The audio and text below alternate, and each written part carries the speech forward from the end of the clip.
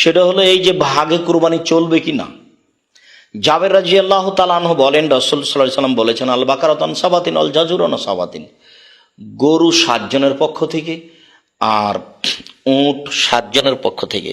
অত্র হাদিসে বোঝা যায় যে একটি গরু 7 জনের পক্ষ থেকে কুরবানি করা যায়, একটি উট 7 জনের পক্ষ থেকে কুরবানি করা যায়। ইবনে আব্বাস রাদিয়াল্লাহু তাআলা আনহু বলেন, কুন্না মা'আন নবী সাল্লাল্লাহু আলাইহি সাল্লাম ফি সাফারিন, আমরা একদা আল্লাহর নবীর সাথে এক সফরে ছিলাম।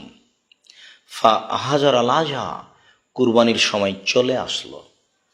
ফাস্তারাকনা ফিল বাকারাতে সাবাতুন অল বাইরে আশারাতুন, আমরা গরুতে 7 জন অংশগ্রহণ করলাম আর উটে 10 জন অংশগ্রহণ করলাম।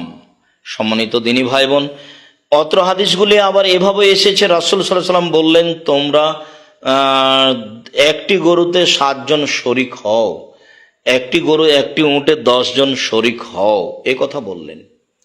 যা ছিল সফরের ব্যাপার এবং যা ছিল জন পক্ষান্তরে মানুষ তার পরিবারের পক্ষ থেকে এবং তার পক্ষ থেকে কুরবানি করবে, তার হাদিস স্পষ্ট।